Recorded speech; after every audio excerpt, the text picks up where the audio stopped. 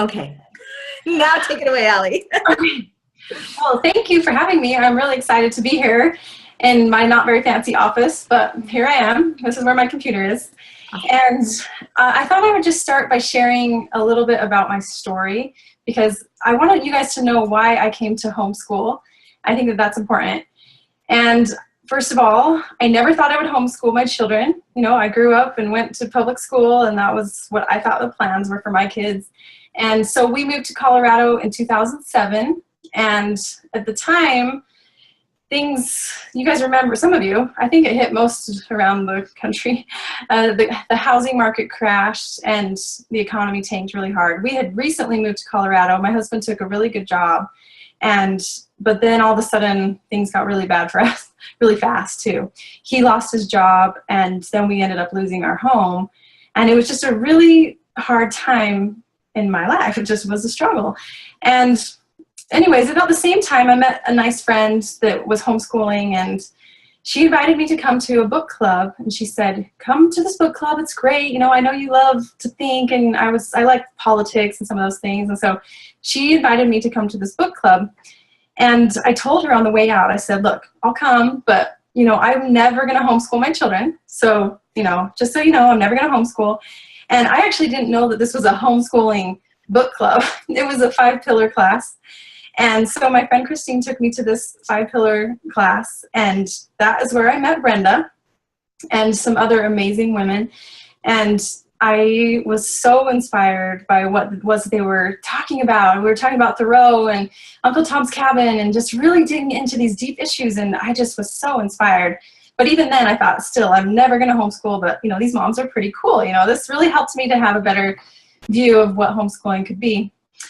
And so a short while later, my daughter was just going into 1st grade. She was 6, and it just so happens to be that she has some major social anxiety. And what I thought would be easy, going to school was always very easy for me, was really a struggle for her. And every day was just me holding her out and leaving her screaming in the arms of her 1st grade teacher. And so it became a really hard struggle. And so I was in this weird place now where I did this for, she started school in September, and I did it all the way until February. And I just kept taking her to school, and every day she'd cry and cry and cry. And I finally, after meeting Brenda and these women and praying a lot about this, I decided that I would homeschool my children. So you should never say that you'll never do something, because it always comes back to bite you.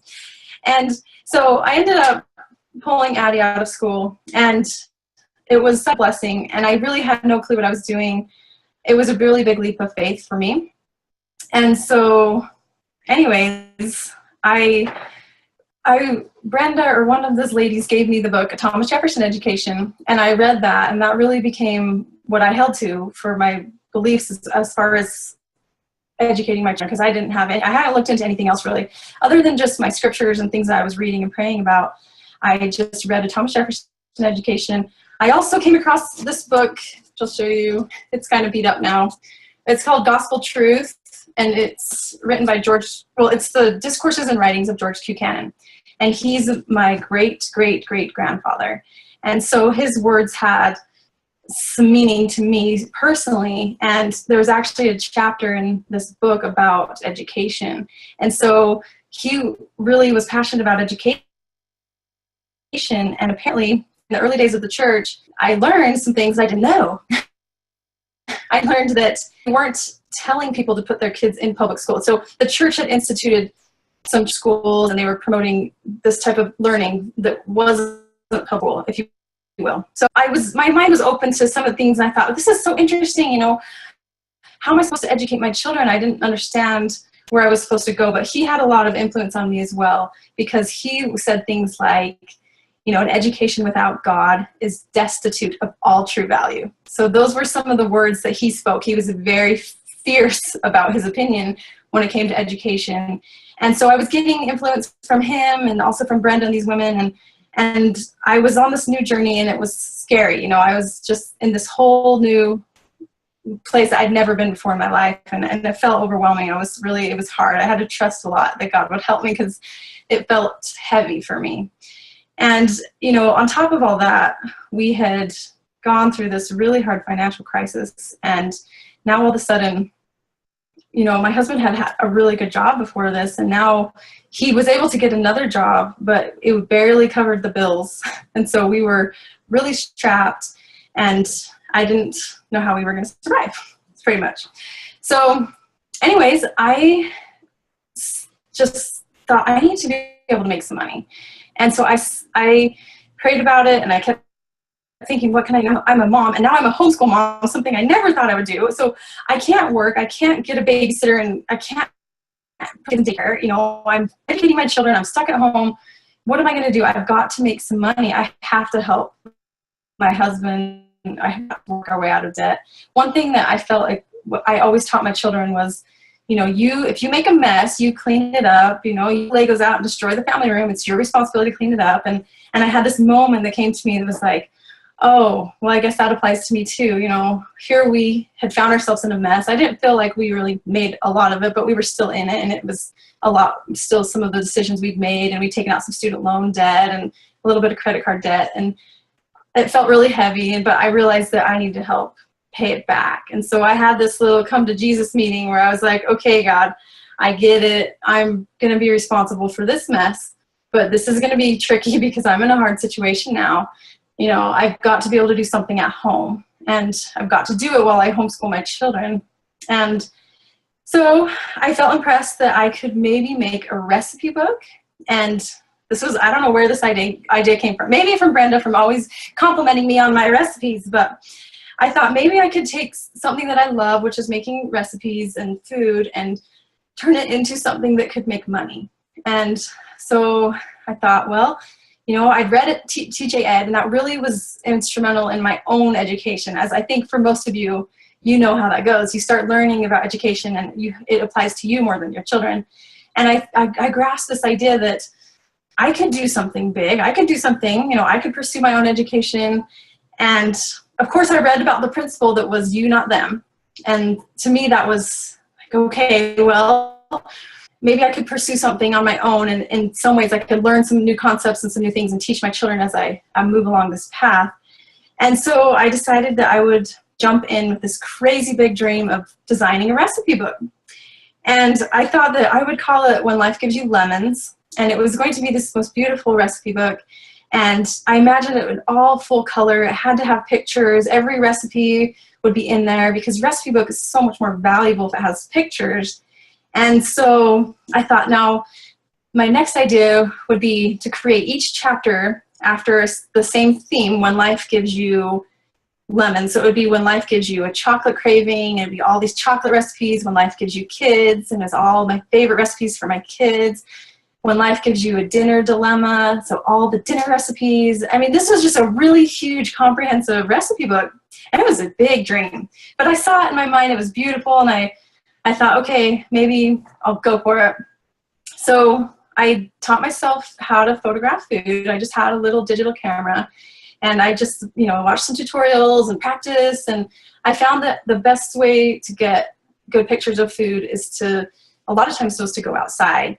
And so I often would move a place setting outside and set it up in the perfect lighting under a tree or out in the backyard, and I would take shots with just my little camera. I just had a little digital camera. And so I was actually pretty good at it. You know, I was getting better at taking pictures of food, and I thought, okay, maybe this will work.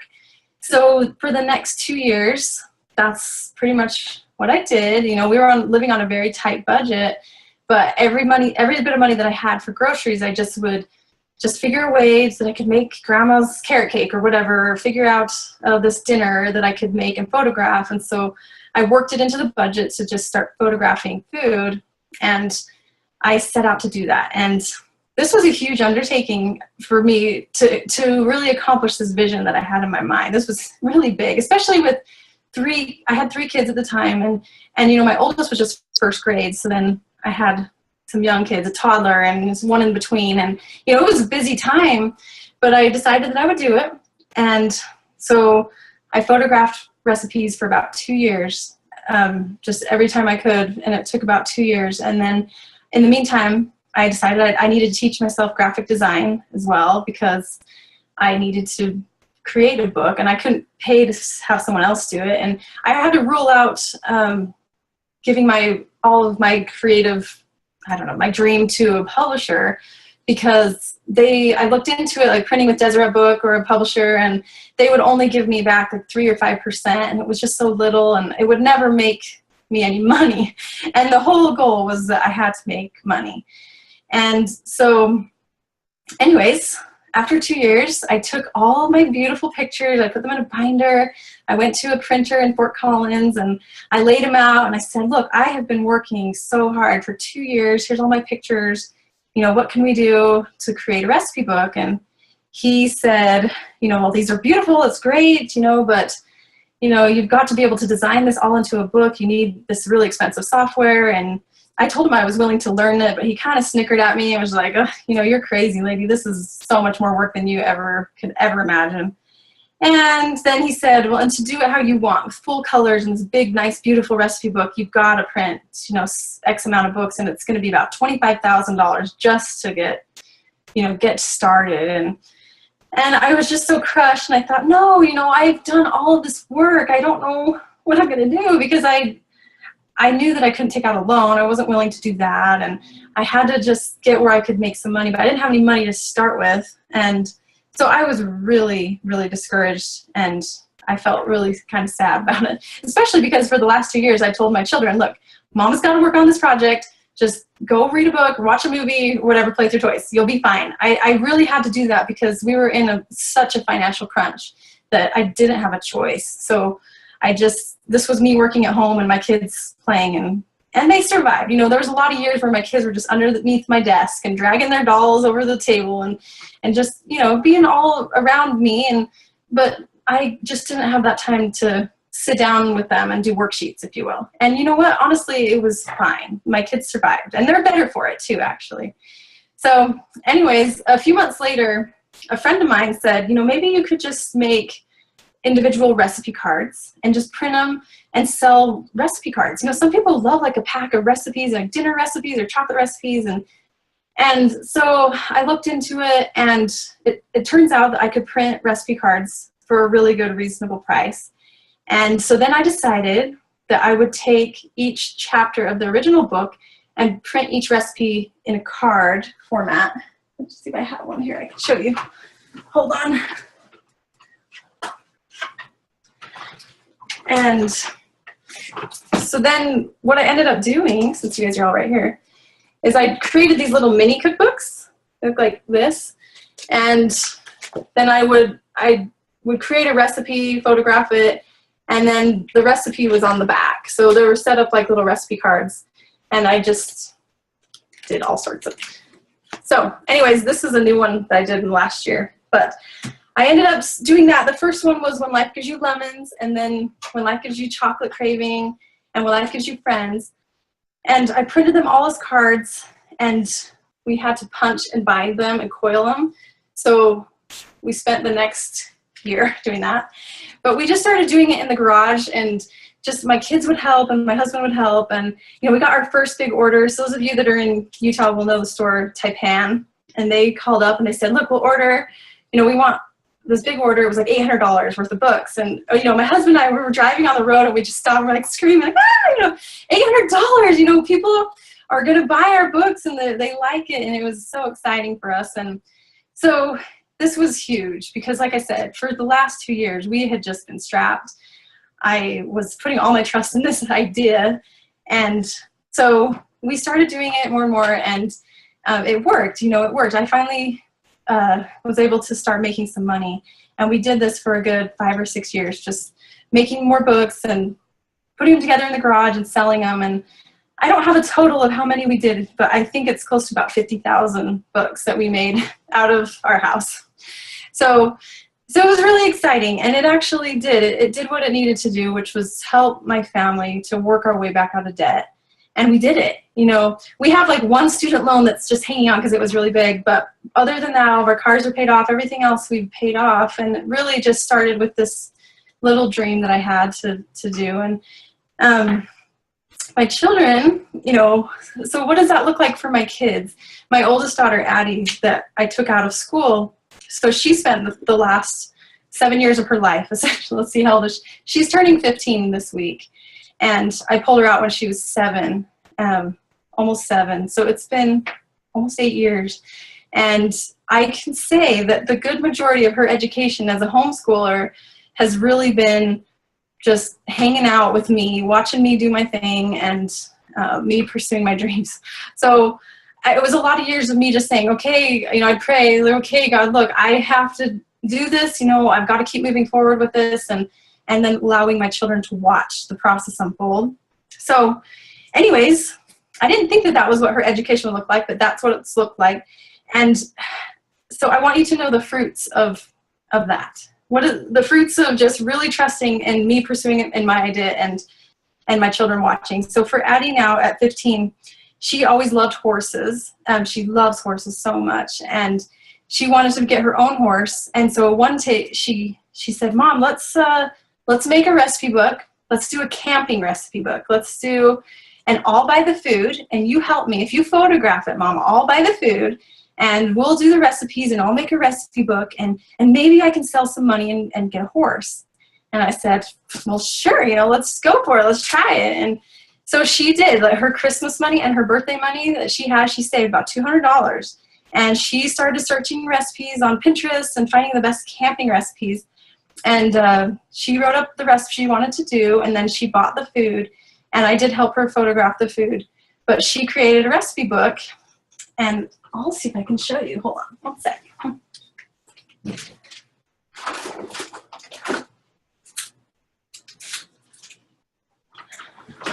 Okay. So she created this cute little book. It's called When Life Gives You a Campfire. And on the back, I'll show you cute little Addie. She wrote her story and says, here's me, I love horses. I want to be able to make enough money to buy a horse. And anyways, so she helped me, and I wish I could show you what's in here, all these fun camping recipes. But what I love about this is that when you are pursuing your thing and your kids are watching, it creates a lot of opportunities for project learning. So we sometimes, that's really the way I've taught my children, is through project learning.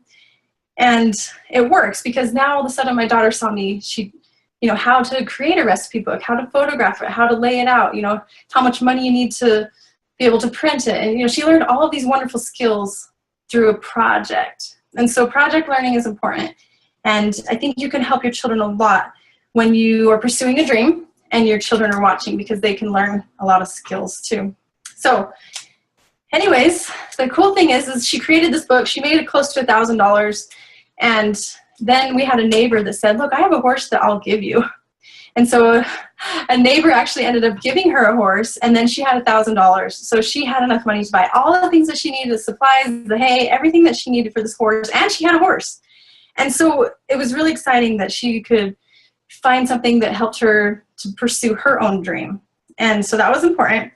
So in the meantime, after all these years of me not being a very good mom and sitting down doing worksheets and math and spelling, I didn't know how she would ever really learn those skills very well. You gain some of that, just, you do, but she knew a little bit. But the biggest thing that helped was we have a neighbor, and she is actually a retired university teacher. She used to teach at SUU, and she had asked Addie to come clean for her one day. And so she was talking to Addie, and they kind of became friends. And so I approached her and said, look, I'm not good at spelling. I'm very right-brained, and all that left brain stuff I can't do very well. Could you help Addie? Could you tutor her in some of those things?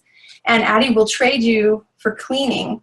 And so she agreed to that. And so Addie now goes to her house twice a week, and she's helped her with spelling and grammar and a little bit of math. She taught her how to play the piano and sew. So, this is like a dream come true. But I would say that God really put her in the path for Addie, because those were some things that I just honestly, during that time of my life, did not have time to do it. And God really made up the difference.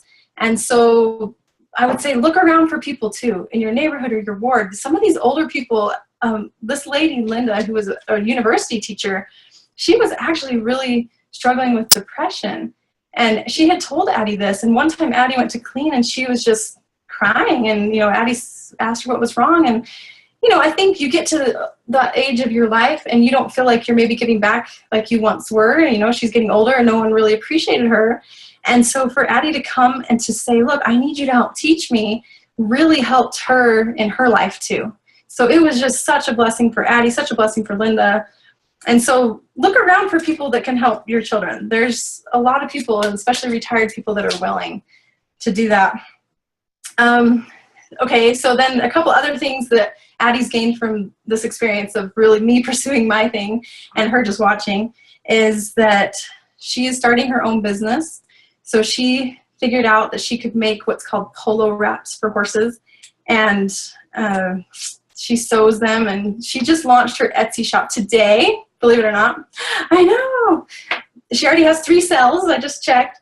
So she's really she has this whole different vision about life and business and what it means to be educated. It doesn't look the same as your regular high schooler, but she is doing fabulous. All right. And honestly, that's one thing I want you to understand today is that don't beat yourself up. I feel like some of those days I got really discouraged and I felt guilty for just being that mom that was on the computer and working really hard and pursuing something that I felt inspired to do. But in the meantime, it meant my kids had to just learn to be independent a little bit, and it was okay. It really was okay. And so I really do have a lot of faith in this principle of you, not them, because especially too if you believe in God, because God will really help make up the difference. So just trust that He will make up the difference, and you can start doing some of the things that you feel are important.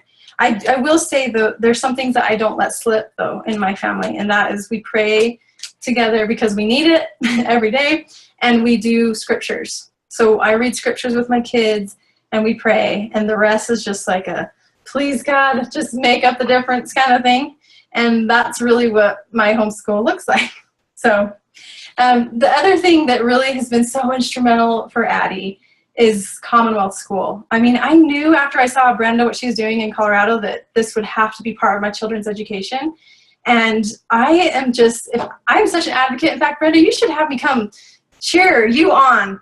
Tell people everyone should do a Commonwealth.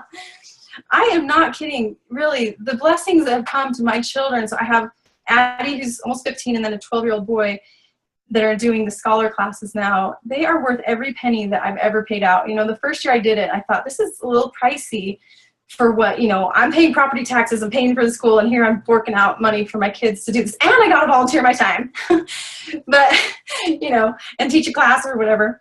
But it's so instrumental. My daughter just in taking Key of Liberty, and she does Pyramid Project now, and just those little nuggets of wisdom that she learns, and the books and the discussions and those type of things are all those things that I didn't have time to give her because I was really busy. And these other moms that are just such fabulous mentors have really implanted in her heart. And that was the missing link for me. Like that was key. And so I don't know, I'm assuming a lot of you are in charge of these Commonwealth schools, or you're trying to lead out and get your community excited about it, but just stick with it. If people can catch the vision and get their children in these classes, they will see what a benefit they are. I mean, honestly, I feel like Addie has an incredible education now because of Commonwealth schools, and I'm just so grateful. I'm really your number one fan, Brenda. So keep going, keep doing it. Anyways, so I want to just ask you guys a couple things. So if you're taking notes or you have a piece of paper, I want to ask you to really think about your vision for your children. Now, what I want you to imagine is, imagine your children as adults, and they're talking to someone, and someone says, oh, you were homeschooled. What does your children say that they really gained from homeschooling? What is it that they, I guess what did they gain from their homeschooling experience that was so transformational for them? Or for you, okay, so what is it that, how do I phrase this question? I guess essentially this, I'll simplify it. What is it that you really want, okay? What is it that you're doing something different than everyone else, so what is it that you really want? What is it that you want for your children when they're an adult? What is it that you want to be able to give them? I'm going to give you a minute to think about that.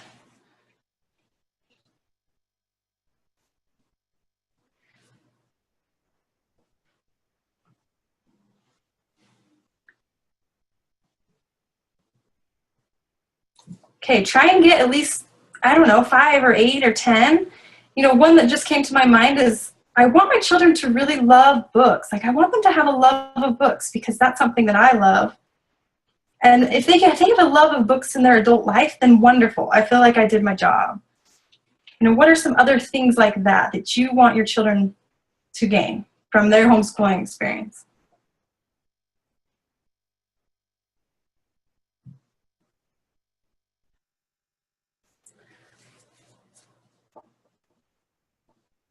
Okay, so I am just going to tell you a few that I wrote down that I'm thinking of for me. And obviously everyone's is going to be very different. This is very personal, but honestly, this is why we do what we do. I know that you're not trying to give your children the exact same thing that every other kid is getting out there from their education. So it's important for us to really have a good vision, and it needs to be clear what you want your children to have.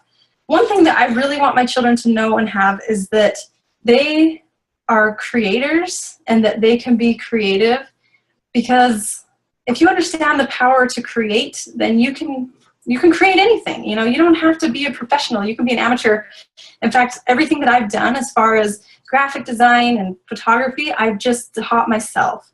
And I never went to school for it. And so I think it's important for kids to know that they can teach themselves anything, even as an adult. You don't have to go to a school necessarily, especially in the world we live in today. Okay, so you guys have your list. Then what I want you to do is that list that you have of things that you want your children to gain, I want you to take those words and turn it into how can I, or how do you do this? So for me, if I want my kids to have a love of books, I need to ask myself, do I have a love of books? If you want your kids to be creative, you have to ask yourself, am I being creative? If you want your kids to use their time wisely, you have to really look yourself in the mirror and say, am I using my time wisely? And if you want your kids to be successful in life, then you need to just look at yourself and ask, am I being successful? Or at least am I learning? Am I on a path that's putting me upward? Am I moving in an upward direction? Because if you are, and you don't have to be a complete success, and a lot of days we feel like we're not a success, but as long as you're moving in an upward, you're moving onward and upward. You're not stuck too long, right? You're continuing to grow, to learn. Then your children will see that they can continue to grow and learn as well. So then I just want to say too, the coolest thing about being a homeschool mom is you actually are doing this without even really knowing it. Because as soon as I took my children out of school, I was completely going against the grain, completely going against my parents' wishes. I was just doing, I don't know, it was crazy. But at the same time, I was being a leader, and I was thinking for myself, and I was trusting God. And so all of a sudden, I have given my children something. I've given them this idea that mom's a leader. Mom can think for herself, and mom knows how to pray. She knows how to trust God, and mom doesn't care what everyone else thinks. So just by default of doing those things for your children and homeschooling them, you're giving them a huge, wonderful lessons in life. And so don't feel like, oh, well, I'm not doing it well, or I'm not doing this right. You're doing it. If you're homeschooling, you're doing it right. Because to me, that tells me that you are thinking outside the box and you're doing something different. You're not going with the crowd. And that's teaching your kids very important lessons. So I want you to think for a minute. This is a really hard question, but what do you feel like God is calling you to do? Do you feel in your heart that he's calling you to do something? Because the best way to show your children how to listen to that voice and how to pursue their dreams is to do it yourself. Just show them. And I know that that's a scary place to go, but it's exciting. And, and everybody has something different. If you just listen to your heart and you're really prayerful, okay, God, what is it you want me to do? It doesn't have to be huge, but if there's something that you feel in your heart that he's calling you to do, I dare you to try. I dare you to just go out and try, or take the first step.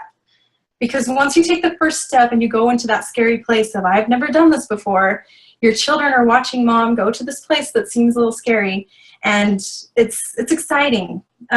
so this is, to me, is the essence of this you, not them, is you looking yourself in the mirror and really saying, what is it you want me to do, God? You know, maybe right now that's just homeschooling your children, you know, just getting up every day and getting some exercise in. Some days that's all I can do too.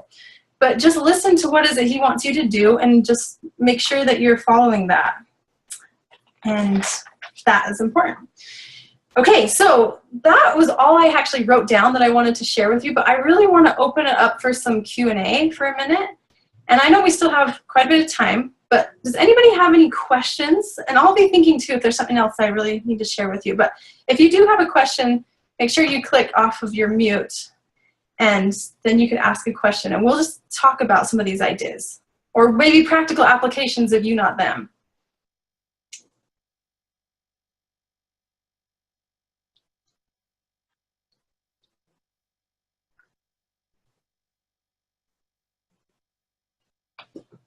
And if not, I can just story tell. I'm going to share for a minute while people figure out how to unclick their mute. By the way, if you hover over your face and then there's an unmute comes up, and you can do that. So I'm going to share, first of all, something that's interesting to me, Allie, is that your timeline, your journey is so much like mine. And I didn't realize how much it was like mine.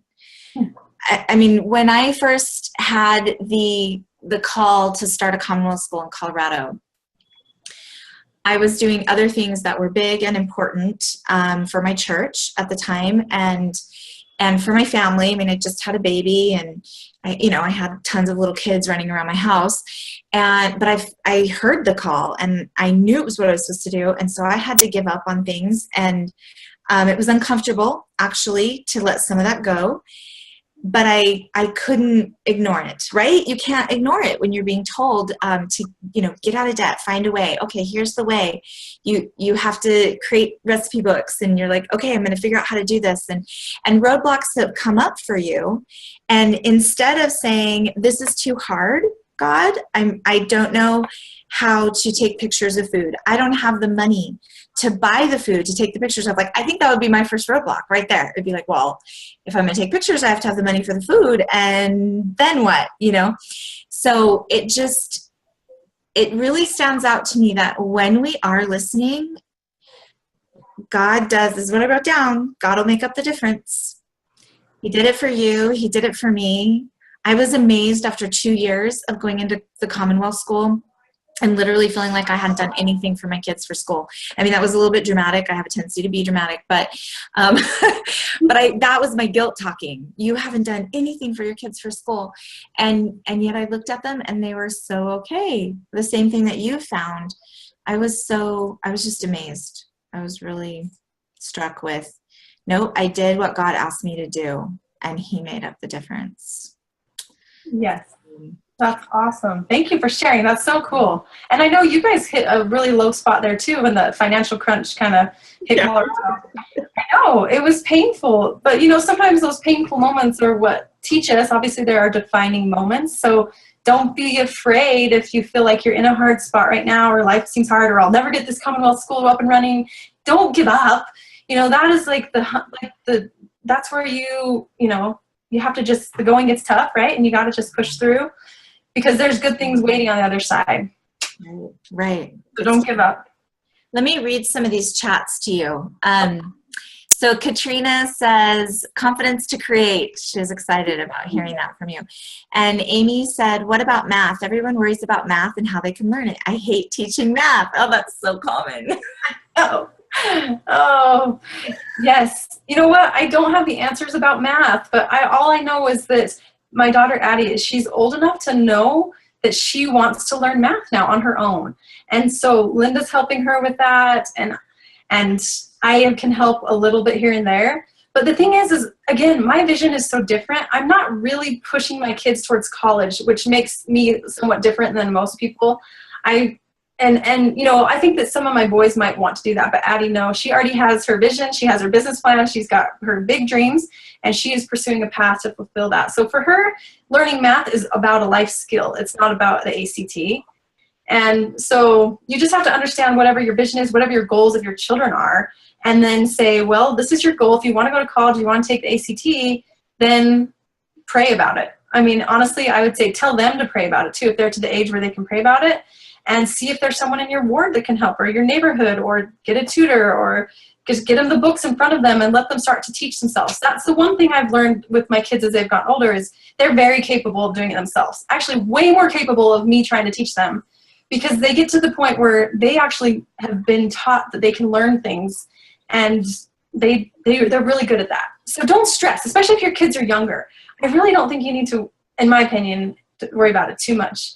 You know, do the basics and have fun, inspire them with math, inspire them with math classics or whatever. But Math games. yeah, math games, you know, do all the fun things with math. Don't make it a miserable thing. And I really feel like when they get to the point when they're ready, they'll just take off and go. They'll learn what they want to learn. I want to share something with that too. So I had a son during this time, during my Commonwealth, you know, my first 2 years trying to figure it out, who came to me after like the first week of school, public school starting, right? Mm-hmm. And he was doggone roaring mad at me. Okay. He was super mad. And I think he was 10, and his friend who lived right behind us was 9. And that friend had just come home from school with a math paper, a math test that he had done. And it was graded. And he said, look, Spencer, I got an A on my math test. Well, Spencer took a look at that test and realized that he didn't know anything that was on it. Yeah. And this was a pride issue. Okay. So this is a 10-year-old little boy who's like thinking, wait, he's younger than me. I should know everything that's on that test. So he comes in to me and he's mad and he's telling me how it's my fault that he doesn't know math. And I was like, if you want to learn everything that was on that test, I could totally teach it to you this afternoon. Do you want to learn? And he said, of course I need to know this stuff, Mom. You have to teach me. You're the teacher. And so I got my oldest daughter I was like, please, just really quick, I need to take advantage of this. Will you take care of the baby? I took that son out to the trampoline with a little dry erase board and some markers. And we laid on the trampoline and rolled around on the trampoline and bounced on the trampoline. Like, we weren't jumping, but this was our movement space, you know, for 2 hours. And I taught him how to borrow and how to carry. I taught him about division. I taught him all of the basic facts, place value, everything except for memorizing his times tables with the first 4 functions, you know, addition, subtraction, multiplication, and division in 2 hours. And he ate it up, and he never went back. He never lost any of that. And I attribute that to 2 things. One, his brain was more developed. So he was ready for that information. And then number 2, he was passionately on fire that he needed to learn it. So those 2 things just really came to put him in the right spot. And I'm going to share one more thing really quick. And then if we have any other questions, just jump in. So recently, at the end of last year, our Commonwealth had a parent training night where we invited some graduates to come and talk to the parents. Because this is really hard for dads. Most of you moms, we're kind of okay with a little bit of exploration, and our heart is telling us to kind of follow, you know, a certain path. But the dads, it's like this linear thinking, you know, and they need to check the boxes. And that's a good thing that they're like that. But it is different than the way most of us think. And these dads were excited to listen to these kids who'd been through this process. And one of the dads asked them, what's your biggest regret about being homeschooled? And I'm sure the dad's like, okay, I'm going to take notes. I'm going to make sure these things don't happen to my kids. I'm going to control the environment and the situation so whatever they say doesn't happen to my kids, right? Well, almost every single one of them said that they wish they'd spent more time on their math.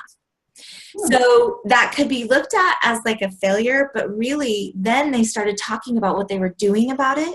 And these were kids that were 17 and 18. And they were actively pursuing, well, there was one that wasn't a part of his issues. Math wasn't he didn't care. That wasn't where he was headed, and he didn't need it. But the other 3 they had gotten themselves a mentor or a tutor, or they'd start studying on their own, and they'd found programs that would put them through all of it really quickly. You know, they had designed their own math program at that age. And they were pursuing it because it was important to them, not because it was important to their parents. So I'm not saying don't do something that's important to the parents. You know, I mean, we have things, we get revelation for our kids, right? But it's interesting when they're ready what they can accomplish. Mm-hmm. Amen to that. I've learned that if you try and force it before that too, it's not, well, it depends on the child's personality. Some are easier, but if you have a strong-willed child, just forget it. They're not going to do it if they don't want to. So you just have to just keep inspiring them, and then when they want to, they'll run with it. So. And I've seen that for so many years, Brenda, when my kids were young, I was just trusting that this was all going to work out. I was really just, I didn't know. And, everyone was watching me. My parents were watching, and my family, because I was doing something very different. And I really was just hoping that everything would work out. And it's such a beautiful thing now to see the fruits of those years of just really just trusting that it was going to be okay, and just me pursuing my thing and inspiring them and not doing a whole lot of requiring. And it really has worked. So I believe it'll work. So. And I'm going to ask you a question too. So how big of a difference do you think it made, the fact that you were a part of a Commonwealth school, whether it was a Commonwealth school or some other group, but you said your parents, everybody was staring at you under a microscope, and it was so different. And yet you had this group of like-minded people. Yeah. They didn't see that because they weren't in, they never saw what that was like on the inside, but I can tell you that they've seen it from the outside looking in as they've watched Addie. One of the biggest things, if you remember right, I told you that she actually had such bad social anxiety as a child that I could barely leave her with someone else, that she wouldn't let go of my leg. That's just the kind of child that she was. And so that first year as a 12-year-old going and doing Shakespeare, that to me is that one thing that pushes them so far outside of their comfort zone and makes them get up on stage and perform. And that was so instrumental for Addie in so many ways. And, she's performed, and now she gets lead roles in these plays that she does. She's so good at it. And she can read the script and get up in front of hundreds of people. And, most teenagers nowadays can't even do that. But yet, because of Commonwealth School, that really helped her to come out of her shell. And my parents have seen that. In fact, nowadays they don't say a word because, she's just taking the world by the horns and just doing everything. And I'm just so impressed. And they see that too. But I really feel that the really big push was Commonwealth. I knew it when my kids were young and I saw the way you did it. But it wasn't until they were in those classes I started to see the transformation. It's such a blessing. So. And anyway. A blessing to you too. Oh, are you kidding? It's so wonderful too, because you have the community of families. My kids have friends that are good kids, and the one thing I've been noticing lately about kids that are homeschooled, and my daughter pointed this out too, is that they are just so much more respectful to their parents naturally than, we all have our moments where our kids tell us we're the worst in the world and we hate you, Mom, but for the most part, these kids that are homeschooled to spend more time with their parents are just so much more respectful to their elders and to their parents. And that was something that she pointed out recently. And I thought, you're really right. These kids are they have a deeper respect because, I don't know what all the reasons are, but it's something I've noticed lately. Does anybody else have any questions? You can shoot a message or you can just chime in. Mm-hmm. I will tell you what I did this last year when we have a second, because I do want to tell everyone about that. Awesome.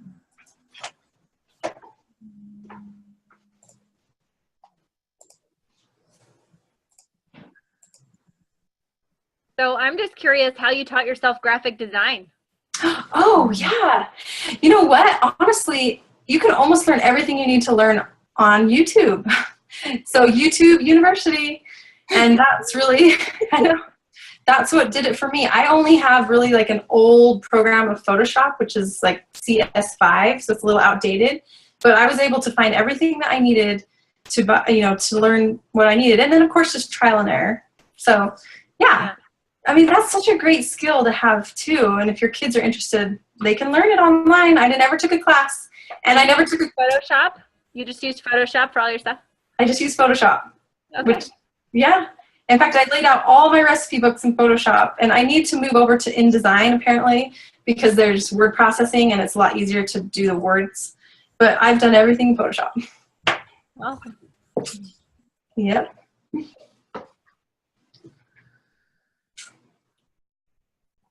So Chelsea is asking, did you use any particular methodology for teaching kids to read or love reading? Oh, No. Okay, that's a good question. I'm still trying to learn this. Maybe you guys could help me because so my oldest daughter, Addie, she struggled with reading, which was one of the reasons why she had a hard time in first grade. Her teacher was to the point where she was expecting kids to read the math assignments and to read in class, and she struggled. And so that created a lot of anxiety for her. My next son, he taught himself how to read. So I never helped him. He watched a few of those like leapfrog movies where they do the sounding out, and he literally taught himself how to read. And so then now I have a 9-year-old son that is still really struggling with reading at 9. And, you know, he can read, but he still has to really sound out every sound. And so I've never used any reading program, and I can see that he's struggling a lot. So I'm going to throw that question back at you guys. Maybe you can help me, because up until now I have never really had a problem with it. So, or do I just wait it out until he's a little older and he'll catch on? And that's kind of what's in my heart, is feeling like if I force this, he's not going to like it. But he's gradually getting it, and so I just keep inspiring him. And then maybe you know. How old is he? He's 9. Yeah, I think one of the blessings I had was early in my homeschooling years, my best friend had 2 boys that were the same age as my 2 girls. And watching her boys, I just got this general idea that overall, in general, a lot of boys took longer than girls. Mm-hmm. And that's not true across the board, because I also have a 14-year-old who reads like drinking water, you know, and he picked it up on his own too. But watching her boys, they didn't really turn it on until after 9. And so that gave me the faith to just relax about it instead of being, you know, I'm really glad that my oldest son wasn't my first child, because I think I would have been freaking out. You know, I'm like, oh my gosh, he's not reading. Because I really came into homeschooling thinking, if I could just teach my kids how to read, then they can teach themselves anything that they want to know. You know, that was kind of my backup of, if I'm a really bad homeschool mom, then, you know, and of course now that's not even necessary, because, you know, YouTube, hello. I mean, you know, we can learn anything we want, video or audio or written, or, you know, there's so many different kinds. So it's amazing. I'm sorry, I got distracted from notifications. So there's a lot of different ways. Oh, Tiffany says that she did 100 easy lessons with my son, but it took us 2 years, age 4 to 6. We would do word hunts, and I would copy the lessons and hide the words and tell him when he found the word. He had to read it 3 times, or else it would get away. Cute. We made it a game, but I don't know anything about age 9.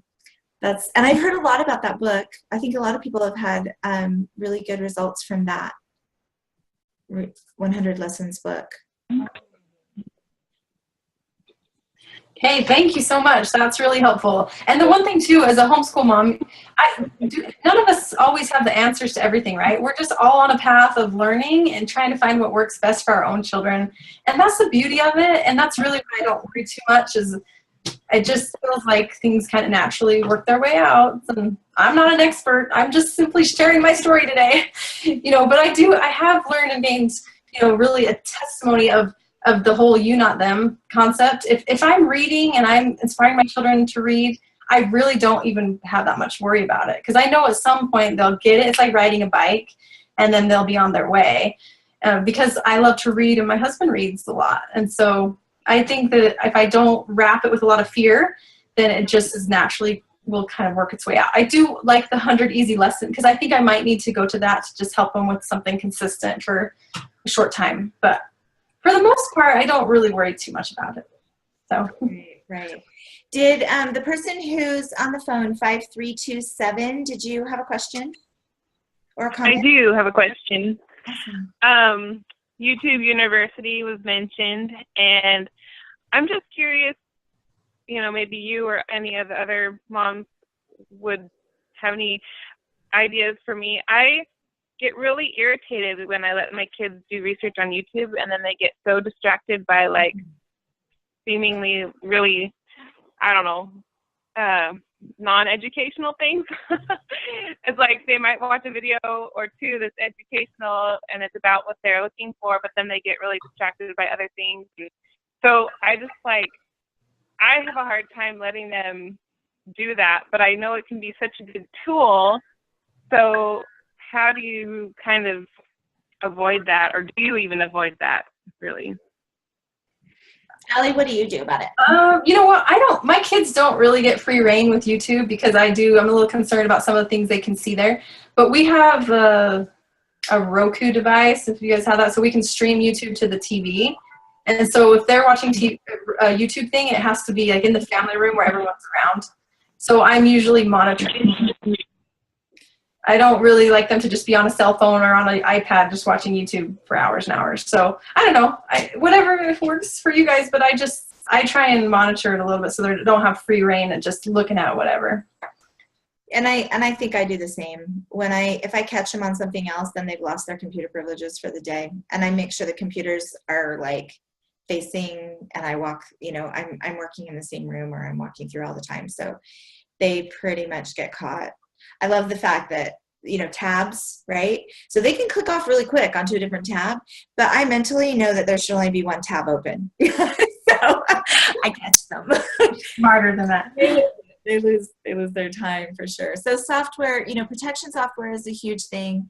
And then, you have to be super diligent about it. But also, if you have a consequence set up in advance, then you don't have to get upset about it. So if they just know, hey, if I catch you on anything else besides this one thing that you told me that you're going to research on YouTube, so you shouldn't be on comedy something YouTube stuff or whatever, then if that happens, then you're just going to lose your computer privileges for the rest of the day. Then all I have to do is I walk by, I see they're on it, or I see they've got too many tabs, or I turn my head and I see it, and then I just calmly say, okay, we're done for today. Go ahead and shut it down. And it doesn't have to become an argument or a debate. Of course, if they don't comply, then there's consequences for that as well. But my kids pretty much know what those are, so they're expecting it. Robin asked, she says, we belong to a charter school which provides funding for us, which is awesome. However, my kids and I all feel so much pressure to do their many requirements, and it takes away our desire to do what we really want to do. How do you either A, provide the resources without funding from a charter school, or B, get through the charter school's requirements in order to have the funding and still be inspired to keep doing your own way after the requirements are met? So Allie, are you a part of any of those programs? You know what? I'm not. So I don't know if I have a best answer for that, other than I really like to have my freedom. And I've almost done that at the expense of not getting any freebies, because I really like to have the freedom. And so I don't get any of that, which sometimes would be nice to pay for some of those fees and things, but I like to have the freedom. It just gives me the opportunity to do what I want to do. So. And we've been a part of those off and on. We were a part of them, when they started in California, when my 25-year-old was, 6. They had some programs like that out, and we tried them out, and we did it for a little while. And then as they started clamping down tighter and tighter on what the requirements were, we just left. We just said, okay, it's not worth our freedom, right? And we're part of one right now that just requires us to write 2 sentences about each topic that they've done once a week. So they're writing a total, and my boys are older, so they handle it on their own, 11 and 14 and 17. So so Robin asked My Tech High. Yes, that's what I do with My Tech High. It's the Lemmy My Tech High version, which is different than just the My Tech High. It's easier. Schoolhouseteachers.com, Katrina says, kind of a Netflix for homeschool classes without accountability. So if you have software program on your computer, your parenting software that is whitelist versus a blacklist. So if anybody knows, a blacklist is basically where you tell your computer, these are the places your child cannot go. A whitelist is basically you're telling the computer, this is where my child can go, so they can't go anywhere else. So he's now 12, just turned 12 last week. He has a whitelist of about 8 websites on his profile that he's allowed to get onto. So it sounds like schoolhouseteachers.com could be something that you could add on that wouldn't have any, fluff in there that you could, so you could look into those kind of things. So Tiffany's asking Rachel, what a good source for sight words. Someone else told me easy peasy. And I'm backing up just a little bit to see if we missed anything. Tanya's talking to Robin. We talked about Robin's question. Tanya also mentioned Usborne Books helping her son because they had lots of pictures and they were bright with fewer words on the pages. I love Usborne Books too. I'm a total fan. Okay. Awesome, you guys. Great conversation. Yeah, let me just say one thing too, Brenda, is, you know, so my husband and I both went to college for a while, but we both kind of felt like it wasn't really a great experience for us. You know, we got a lot of debt, but we never really felt like we were getting that education that, you know, that you want in your heart so badly, that inspiring education. We just didn't feel like we were getting it in college, you know. And so I have this sort of mixed perception in my mind about what for my children's future. It's broad. I'm not really pushing them right towards college. I really want them to figure out what it is that they want to do, because, you know, I became an entrepreneur, and my husband, who I told you, he lost his job and kind of had to move into find different things for work. He ended up becoming an entrepreneur too, and designed gun components and started a website, and he has an online store, and he's pursuing his own dream and doing creative things too, and making money at it. And so we've definitely taken the path of the entrepreneur, and it's worked for us. So I think it just depends on your family vision, and maybe, you know, your children, what they want for their education and their future. But it's important to really pin down their vision, and then, you know, make the education fit the vision. Or what's that? Match the mission, match the vision, you know. So there you go. Awesome. Thank you. McAfee readers, Miranda said, for sight word approach. We poached some from a teacher we know who had a ton phonics. Awesome, Rachel. The main ones are in box 1 and 2. My kids, when they were younger, we used Bob books. They were fun. And now my daughter actually bought, this was the cutest thing. So I have 2 grandkids. So I'm seeing things come full circle. My oldest grandson is turning 5 in July. So Janessa last month or so bought him the package of Bob books from Costco, which she was like, this is what I used when I was a kid, you know, and it was just really fun. I don't know. We used a couple of different things. So we used, what are those phonics cards we used? They come in a blue box. They're pretty intense if you were to actually follow the whole program, which we didn't do. We just used the cards. The Riggs Institute, the Writing Road to Reading. I can't remember the exact name of them, but we used those, and we used the Bob books, and we used the little McGuffey readers, and I just read to them all the time, right? So.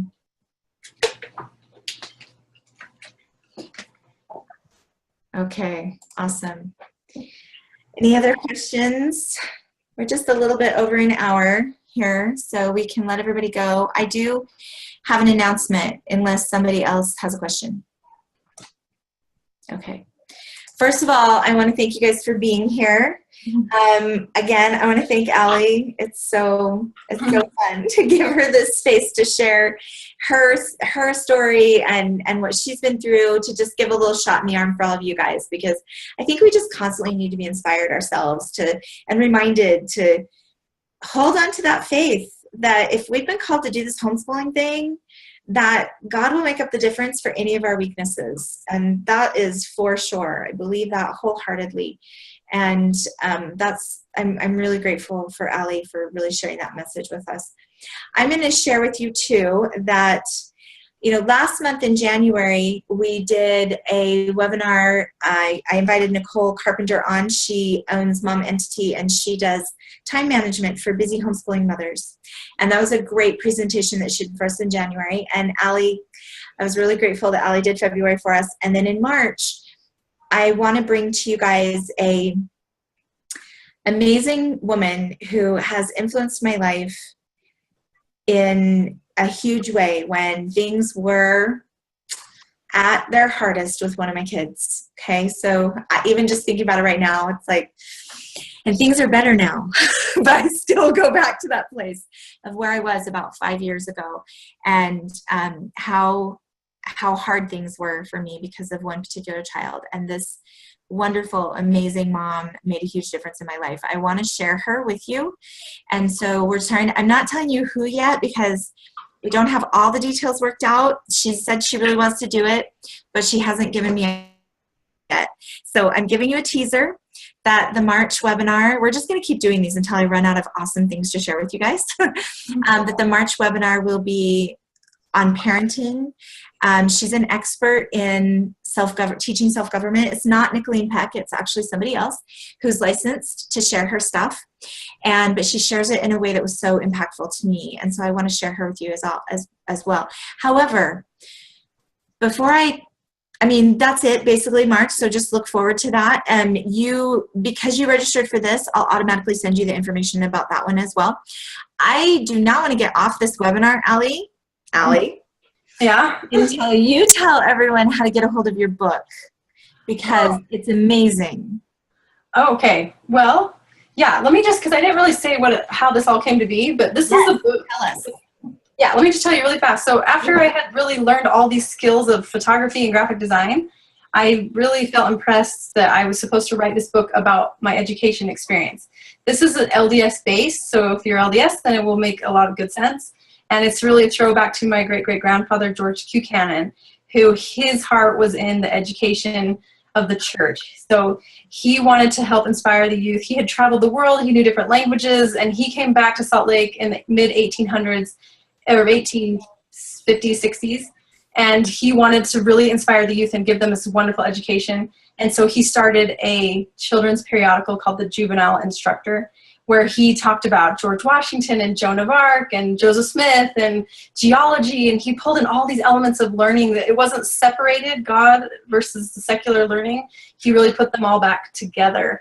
And so I created this book that really is a tribute to him, and really it shows people why we've gone far away from what the original vision of education was within the church, and really how to return back to that, just according to the scriptures, what God has asked us to do. And so anyways, it was really inspired, and I really feel like the Lord, he allowed me to learn all of those skills, like I was telling you, all those years where my kids were under my desk and climbing over me as I'm learning graphic design and photography, to really, truly put this together, because this was so much more important than any recipe book I've ever done. So anyways, I am going to lower the price on my book down to $10 shipped for the day. So if you want to buy a copy for $10, then you can get on my website today and buy one. But give me just like 20 minutes to get it up. I will put the website right here. Allie, that is such a gorgeous book. I don't know how you could even print it for $10. Oh, well, you know, I'm happy to do it. I want to get the message out there. And so I'm just going to share it with you guys. But if you want it, it's $10 shipped. So. Okay, no kidding. You guys want this. I'm sorry. I know I'm one of your biggest fans. I'm not your only biggest fan though, because I have seen all the chatter about your book, and everybody is just in love with it. Everybody who has it in their hands is in love with it. It's gorgeous. I mean, her graphic design, her ability to create beauty comes out on every page. Aww. So it's like some beautiful magazine, but it's like all cardstock and thick and heavy, and it will last you a really long time. So it's definitely worth more than $10. I'm just saying that right now. So thank you, Allie. You're welcome. It's a gift to all of us. So thank you. Thank you for having me. It's been such a pleasure. I wish I could see all of you guys in person. I see some of your faces, but good luck. I just want to cheer you on, because I know that what you're doing is important. Like I said, it's been so transformational for my children to be a part of Commonwealth schools. That is the key, the missing link that I needed, and truly my kids are just excelling because of Commonwealth schools. So I'm a big supporter, so keep doing what you're doing. And you know what, the other thing too I want to just say is that this book, if you read it, you'll see that we're coming to a place where people, the way that education looks in our day is really starting to butt up against our principles as people that believe in God. And there's other people within the church, and right now they're starting to see that there's some things coming down the pipe in the school systems that are no longer going to be okay with them. And they are going to have to start looking for other options for educating their children. And so what you guys are doing by putting these Commonwealth schools in place is really important, because I feel in my heart that there will be like this exodus of people that will be leaving the public school system at some point, you know, in the near future. I really do. At least converted mothers that are feeling in their heart that something needs to change. there's got to be resources available. So just be ready for that, because I think it's coming. So I just feel it in my heart. There you go.